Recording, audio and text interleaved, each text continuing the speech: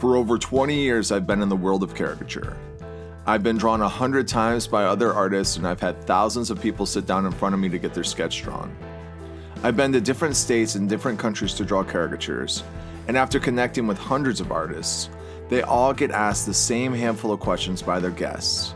And now I'm gonna find out the truth. I'm Khryztof, and this is 7 Questions for a Sketch. Today we have Gav Hopper. I first met Gavin in a Discord caricature chat called Caricature Barbecue. It meets every Tuesday, and when I'm able to attend, I'm greeted by a cast of characters from different countries with different energy. Gav definitely stands out as one of my favorite characters.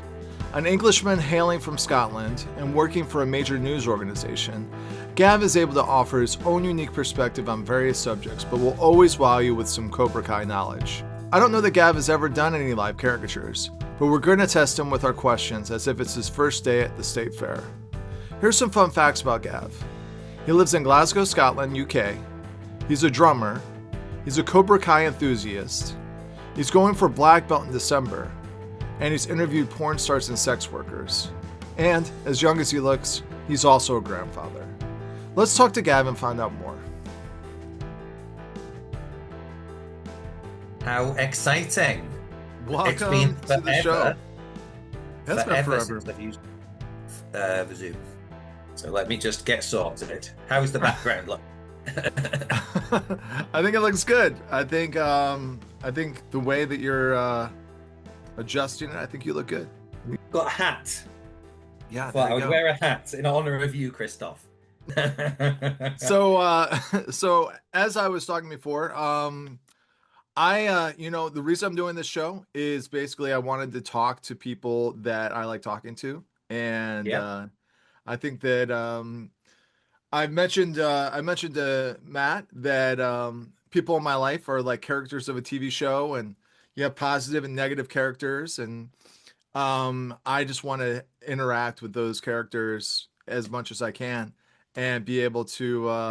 Our caricature barbecue is a cast of characters, and there is everybody has their own personalities, and everybody's got their different styles and stuff like that, and Gav Hopper stands out. Gav the artist stands out as a character that I enjoy in my television of a life. Oh, bless you. I was wondering which way it was going there because you said there's positive characters and negative characters, and I was like, oh, be a positive one. Be a positive one. Yeah, I mean, I think that maybe this won't be a good show because there's not going to be enough conflict, not enough drama. I can be a bad guy if you want. I can turn the hat round. That always makes someone evil. Or if you just turn it right into a goatee. Yes. That's how you could tell if someone's like a good guy or a bad guy in a TV show, is whether he's got the goatee. Yeah, level of beard. So you're primarily a studio artist, right? Yeah, so in terms of the kind of work that I do, it's all I don't really do gigs or anything like that. I've just not got the speed for it. So if I was to go out and draw a caricature where people would sit, they'd be like, "Hey, I'll just sit for 5 minutes and get a caricature," and 25 minutes later, I'd be maybe finishing it. So it's not. I'm very much kind of just in the studio working on the iPad. And getting stuff done that way. So I've done various commissions, but for me, as an artist, I don't necessarily consider myself to be a professional, kind of a hobbyist who just happens to sometimes make a little bit of money. You're getting too far ahead in the questions here. Oh, sorry. we gotta back it up a little bit. So, if you were drawing for 25 minutes and not barely getting the caricatures done, these are the questions that people would be asking you as they were looking over your shoulder watching you draw. The first question is, how long have you been doing caricatures, Gavin? So I've been doing caricatures maybe since COVID. I was a massive fan of art as a kid, took art at school, really loved it, loved drawing. But sort of felt like I hit a wall at a certain point. At the ripe old age of 16, I was like, oh, I don't know where I'm going with this. It's just not improving. And then life got in the way. I stopped drawing and started doing various other bits and pieces.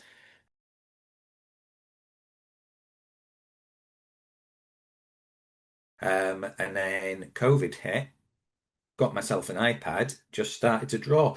I'd I'd started just doing little fun, very quick sketches of my friends, and they were awful. They were terrible, terrible drawings, but I really enjoyed it. And from that, I set up a little page called My Awful Drawings, and that's what kind of kept me going Oh, for a long time. okay. So I was doing awful drawings of people, and slowly that went from being awful drawings of people to kind of being caricatures of people. I think I Yeah, think foolishly, I had assumed back in the early days that caricature would be a not easy option, but you're kind of like, oh well, I'll just go for caricature, which was naive of me. But it was such a fun, fun, fun journey. I yeah, um I went from pretty much starting off again at stick figures and little sort of circles for faces and awful, awful scratchy lines to get into yeah. where I am now. And I'm quite pleased with where I am now. Well, what I've noticed, I've only known you for maybe a year, a little over a year. Yeah. Mhm. And um, for That's someone usually how that, much that's usually how long people last. yeah, well, the caricatures that you do, I think one of the hardest things in doing caricatures is getting a good likeness and being able to have it be recognizable. And you usually when you post things, you'll have like the caricature and then you'll have like the person side by side. And Yeah. I think usually it's pretty spot on. I mean, sometimes you'll have caricatures of people where I don't know who the person is. And if I didn't see the reference, then I wouldn't know, for whatever reason. If it's just like a cultural thing or, whatever, for whatever reason, I'm like, I don't know who this is, but that doesn't mean that it's not a good drawing of that person. So I think I that think I used to even, be sorry, Christoph, to interrupt that. I think I used to be pretty hard on myself because when I first started, especially under the sort of comically named Mad, my awful drawings, yeah, I used to just post the picture without a reference, kind of going, well, people will know yeah, or they won't know. But yeah, even the best artists, of which I am not one, but they tend to post who it is and the picture of them as well. And you're kind of like, that's yeah, fair enough because people have different visions, don't they? They have different ways of interpreting the face, and right. sometimes you sort of have to know, and sometimes you So, don't. is this your real job or is it just a hobby? I mean, what is a real job in today's society? Who knows? But for me, this is a hobby that sometimes makes me a little bit of extra money on the side. So I'll do Yeah, commissions. I'm working my way towards possibly doing a little bit of live work, but I've got my easel behind me yeah, somewhere. uh-huh, Um, so every so often I will head off from the iPad and head over to the easel and start playing with yeah, that. But mostly it's commissions and hobby work. And to be honest, I kind of like it that way because I, I would hate to get to the stage where caricaturing was a chore. I right, love the fact that every time I come to sit down to draw, I'm like excited and it's fun and it's such a kind of like release from it, whatever stress there is in, right. in the world. So Yeah, I mean, I think that's an amazing way to approach it. I think in a lot of ways, I'm addicted to scrolling on Instagram and just there's always like I have two Instagrams. I have one for my personal and then one for like my caricatures. And on the caricature one, it's all about like philosophy and art, and you'll have these little you scroll through them and then you're like, oh wow, yeah, this is life changing, like I really feel this. You have this where it's like be passionate and take take what you do to the fullest and make that your life. And then there's another one I saw this one the other day and it was something like don't don't make your passion the way you make money. And it's kind of like, well, I guess there's a way of making it that, but I appreciate the fact that you're able to find the time to create work and also have, I mean, a kind of a interesting job, like your day-to-day punch the clock Yeah, is thanks, man. probably Yeah, more yeah. interesting than other people's, you know? Well, I do Like if also love my job, so that's a positive. That's a yeah, positive. And they say happy the man whose hobby is his work or whatever, something like that, which is yeah, kind of the opposite of what you were just saying there. But I think it really, it's one of those things where if you love what you do, then you love it, whether it's work or not. But yeah. you know, when you're there, when you're doing something and it's work, not necessarily freelance, you're not your own boss, then I can see how sometimes that can like maybe have a toll on people's mental and emotional state. But Yeah, I've got a, so my I was going to say, oh, sorry, you go, Christopher. no, no, Christoph, you go, you're supposed to be Christoph. the guest, and I'm like taking over. No, I've done jobs basically where I was just doing data entry, like Mm, copy and paste all day, and I would do like something. One aspect of my job was like web development or like building websites or doing creating emails and stuff like that. So I create the email. We'd have to send it to a bunch of people. And so I would just take the content and move it from here to over here and make sure that it was formatted properly, and there's very little joy in that compared to sitting down, having a guest in front of you, and having a nice chat and then being able to put that out there, and I yeah, think that I think a lot of people that you know, there's caricature artists that are just doing it for the money and they're like, I can make this much money doing it. yeah, But I think that in order to really love it, you have to like find joy in that day to day thing, and that's that kind of like the difference that everybody's trying to find is like if you're working at a theme park and there's certain things that they expect out of you, as opposed to working at like a state fair where you basically have free reign or you're doing it on your own, you're doing your own commissions. yeah, And, it's that type of freedom that really makes it so that, you're able to create what you want. I mean, as soon as you start having people give you notes and coming back to you about, oh, Gavin, you need to change the nose, or Gavin, these colors aren't correct. It kind of starts to suck the joy out of it, don't you think? yeah. I can only imagine that because my colors often aren't correct. So I mean, I think people would say that. But I was gonna. One of the things I was gonna say as well is like I have good friends over here who are sort of professional caricaturists. There's a Yeah. lot of people who are sort of not flooding the market, but people who are rejoining into the market. And there's a lot of undercutting going on now, which is a bit scary. Oh, So like yeah. there's a really good, the rate for a good caricature artist is set at whatever it's set at, but there's people who are coming in at like half that rate. Right. And I've seen some of their work, and some of it's pretty terrible. It's actually quite affirming to me in terms of you should get out there and do it, Gav. Right. But you kind of like that's just one of those things that's happening over here in the UK in the world of caricature. Is like different people are going, oh, I could do that. Maybe kind of like what I thought 5 years ago or whatever when I started doing my terrible drawings of my friends. Right. You Yeah, were mentioning affirmations earlier, go ahead. Christoph. I've got an affirmation for you. It's my favorite one that I ever heard. The first step to failure is trying. No, that's absolutely true, but yeah, you miss 100% of the shots you don't take. That's That is that's one of also my true. favorite ones. That is also true, yeah. So, so That's the flip side of the coin. Yeah. yeah. So, do you do any other art? Um, well, sometimes my youngest daughter, sorry, she's just leaving school and she's really into art. So sometimes I'll draw the bits and pieces.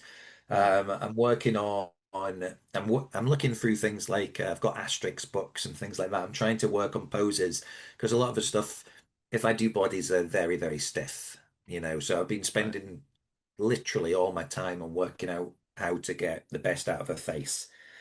So I've printed out various bits and pieces. The internet's an amazing resource.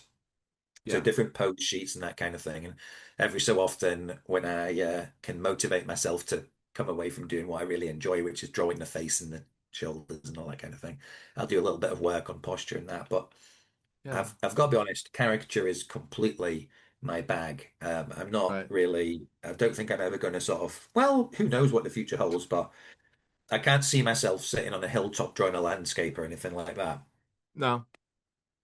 Well, you mentioned before that you're a drummer, right? So do Yes. you consider drums a form of art as part of your artistic universe, the universe of Gav? Yeah, I guess I did. I mean, I've been drumming since I was a kid. Yeah. So, and my youngest son's a drummer as well, and he's actually close to surpassing me, I would say. Certainly, he's better. He's a better technical drummer. He just doesn't have quite as many years experience that helps Right. sort of like allow your drum style to flourish. But he's very, very good. So yeah, I've been a drummer since I was maybe 10. He's been a drummer since he's 10 as well. But he's been going to sort of a lot more lessons and being involved with bands from a very young age. So been Even a at really good 10. experience for him. Well, Yeah. not at 10, but maybe 14 he started playing in bands and that kind of thing, 13, Oh. 14. So um Well, how old is he now? 16. Okay, so he's older Yeah, than yeah. 10. Yes, he's older than 10. Yeah, yeah. Yeah, I guess I I got started at confused. 10 and I was like he started at 10. Yeah. man, That he's was our really good for starting point. 10. Hmm. So, do you play drums regularly now, or do you have like a drum For set set fun, up in for your fun, I place? do. So I play drums for fun. We've got a kit in, got like a man hut stroke bar stroke gym in the back, Yeah, and that's got the drum kit and the bass and the guitars and a vocal amp and stuff like that. So we can go in there and jam. My missus that's is awesome. she's learning piano, learning guitar. My son drums and guitar. My daughter is a bassist as well. But So you have it's like a kind whole of going. family band going on. We could, yeah, we could. If I can ever get everyone together at the same time. That's right, man. It's like getting together everybody at the dinner table at the same time, right? Mhm. That never happens. So much so, we don't really have a dinner table now. We've just got a coffee table that folds out into a table if we ever need to use it. Right on. Yeah. So, a question, you might not ever get this question, but if you did, do people ever get mad at you when they see your sketch? So no one has the audacity to get mad at me because obviously I'm a massively intimidating character. Of You can, course. just by looking at me, you can see that people would be like, better not mess with that guy. He's clearly tough. But I have, yes, yeah, yeah. I've certainly had rejections of my caricatures and things like that. Oh, Um, but I've never had anyone really get mad. I've got a friend who I've drawn a few times, and he really likes my drawings, but thinks that I've never got him right.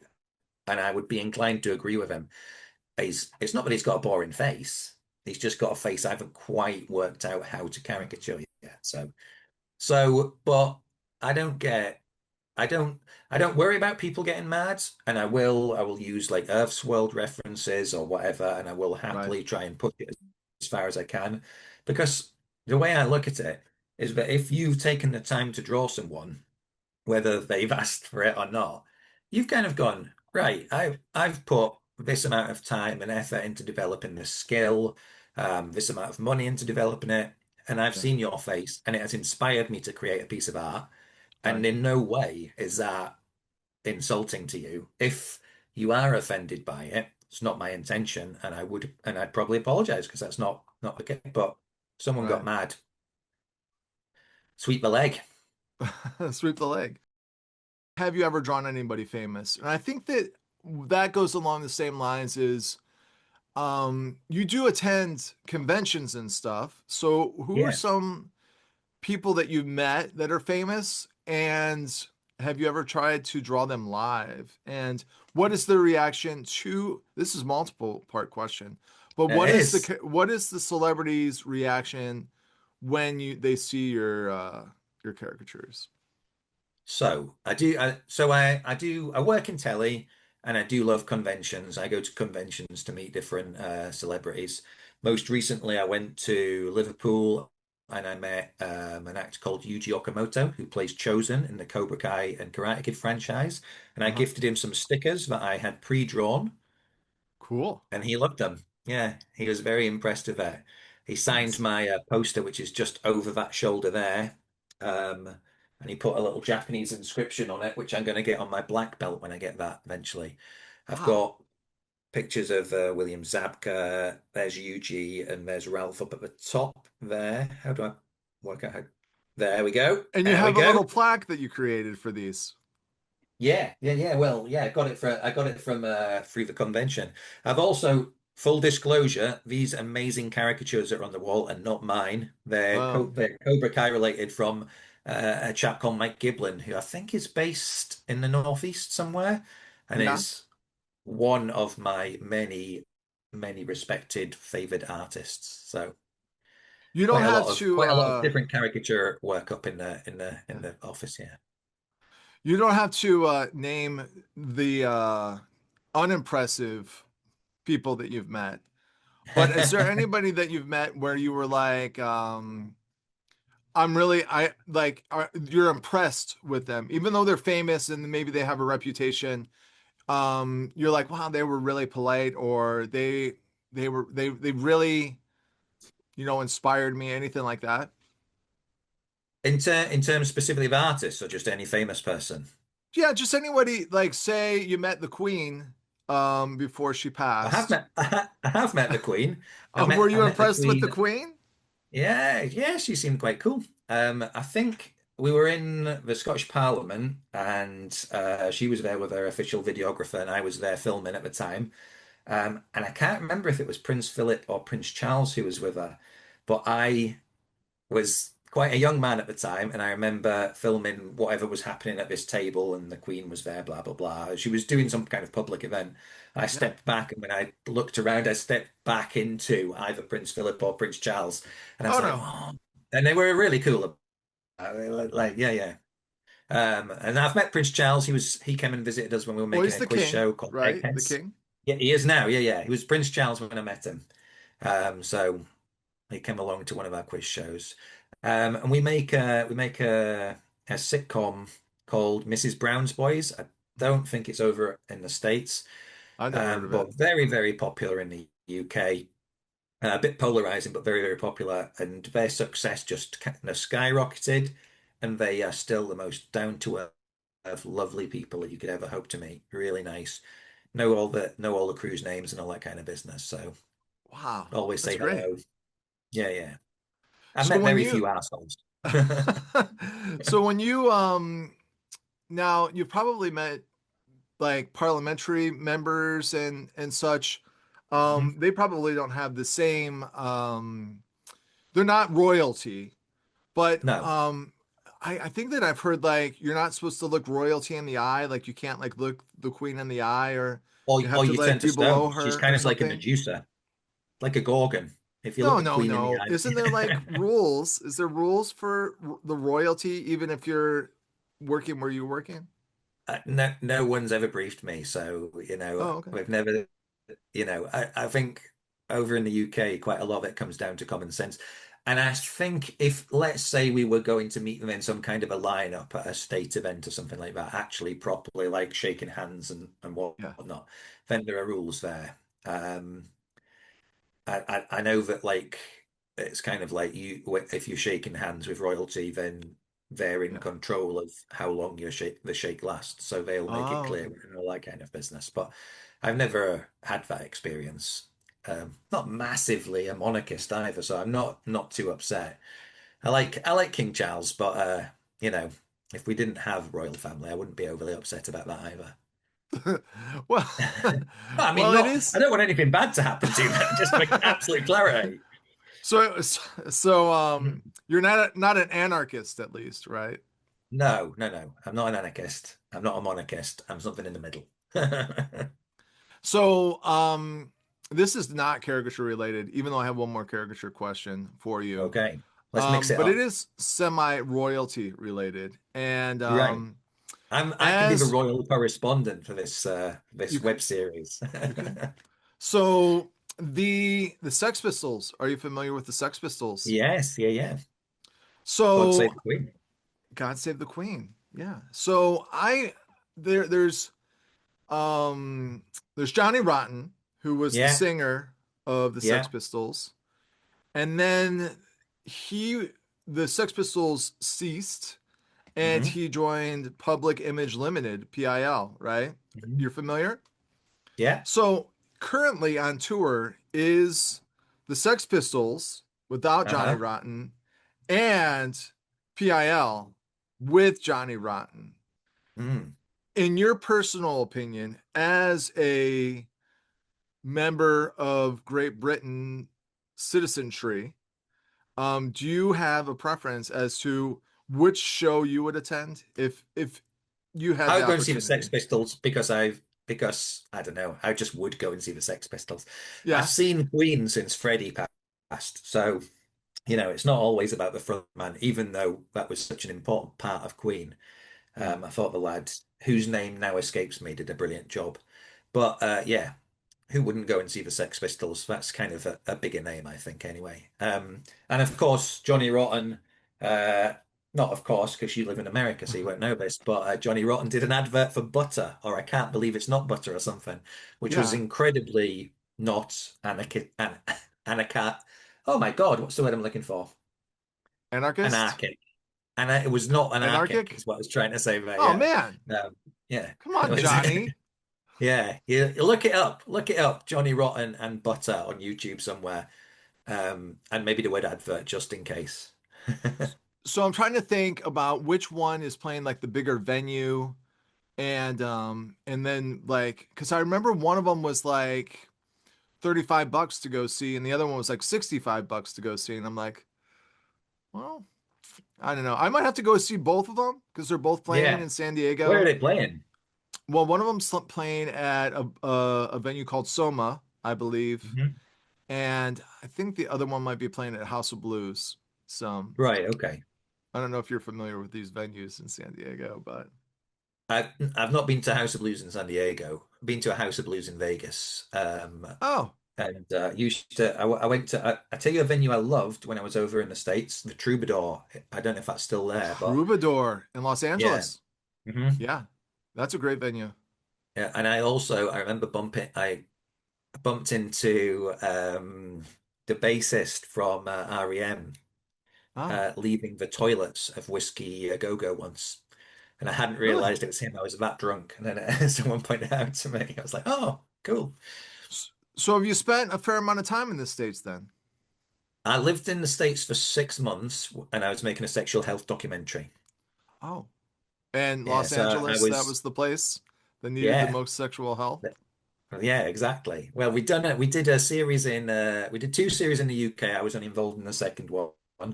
And then they were taking it on the road and they were going to America next. And I Yeah. said to the producer, look, if you're interested, I'm interested. And she was like, come along. I was like, brilliant. I was like, this is amazing. So I spent the best part of 6 months staying in West Hollywood and visiting various clinics, and trying to get personal tales of people's sexual health stories. I can now legitimately say, I can have a conversation where I go, "Look, have you ever been to a brothel?"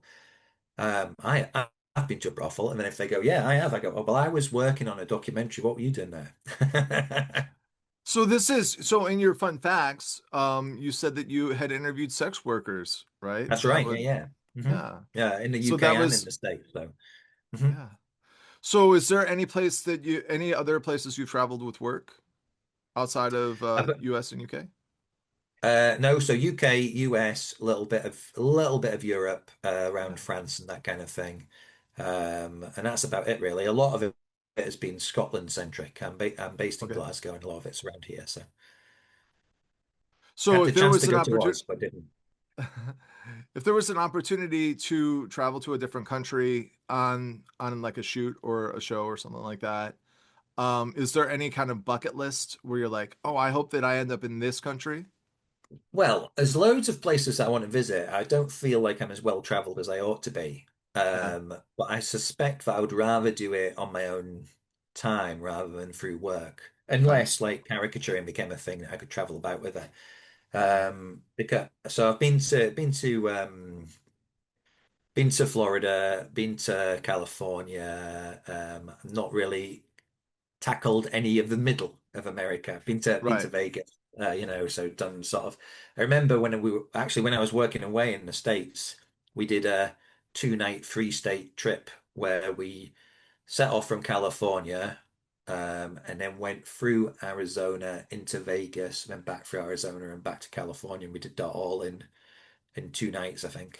Was it two Yeah. days and one? It was epic anyway. Sounds pretty good. The last question is, what is the craziest caricature that you've ever drawn, or what is the craziest caricature experience that you've had? Good question. I really enjoy caricature because what you're trying to do with it is take the essence of somebody and represent it. And if you're doing that in a live environment, you're trying to find the fewest well choreographed lines that really capture that person.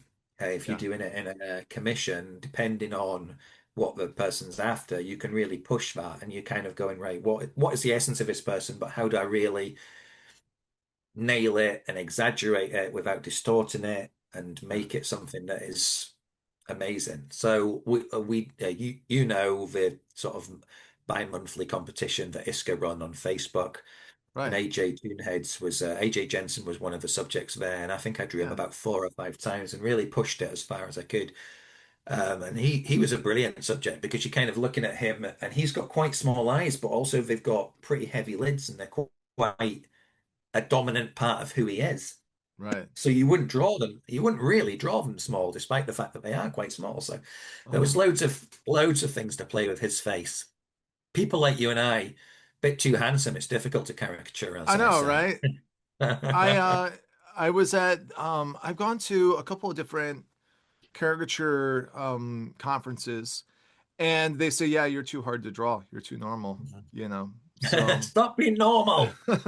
so it was funny. It's like I want to be caricatured, and I've gotten Yeah. some that I really like, but but yeah, the problem is it's like I don't know, just too common, not Have too you big of a drawn nose, I yourself and guess. really, have you done a drawing of yourself that you thought, oh, I've nailed that. That's brilliant. And I really like the exaggeration I've chose. I no, I mean, I try and flatter myself when I draw myself. I I got do the opposite. I got I'm trying to do more gigs.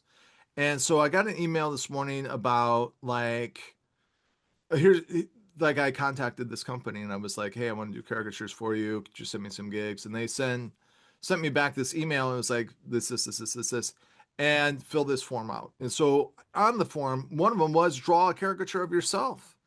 And Right. Okay. I don't, I don't think that I'm I don't know. I think An that I easy try to draw subject. myself too handsome. Yeah, I don't think I'm too I don't think I think I'm easy subject. I've gotten some the artist what's his name? Caricature. Are you familiar with caricature? Yes. He I did don't know this the name of caricature other than caricature. Yeah. yeah, he did this caricature of me I really like. He made me have like really prominent eyebrows. Hmm. There's an artist named Chemo, and he Yeah. had No, me. chemo. Yeah. Yeah. Hmm. I kind of look like a frog. I had like big frog eyes coming out the side. So yeah, I mean they're pretty crazy, you know. So we got like 1 minute. Okay. So what else do you have to is there anything you want to promote, or what do you have in the future of caricatures, or do you want to tell people your website slash additional ways to reach out to you? Sure. Well, look, we've got Caricon, which is a caricature convention that's coming up on the 5th of October 2026 in Glasgow. If you search Caricon or McCaricon, you'll be able to find it. And it's kind of it's not an invite only thing, but everyone's welcome. Check it out and buy a ticket and come over and visit. If you want to follow me, search for Gavin the Artist Caricatures, and you will find me on all the various socials. If you search for my awful drawings, you'll find all my old socials that I've failed to delete. All right, Gavin. Well, thanks for talking to me today, and I'll see you at a caricature barbecue, hopefully in the near future. Magic. Thank you, Khryztof. It's been an absolute pleasure. Thank you. I hope you guys enjoyed the episode with Gav. Gav's a great artist and a great man, and I was really happy to be able to sit down with him. When you're in Glasgow, make sure it's for CariCon and be able to do some drinking and drawing and have some fun. Now's the time on our episode where we do our time lapse with a great reveal. Gavin drew me, I drew Gavin. Check it out. All right, see you next time.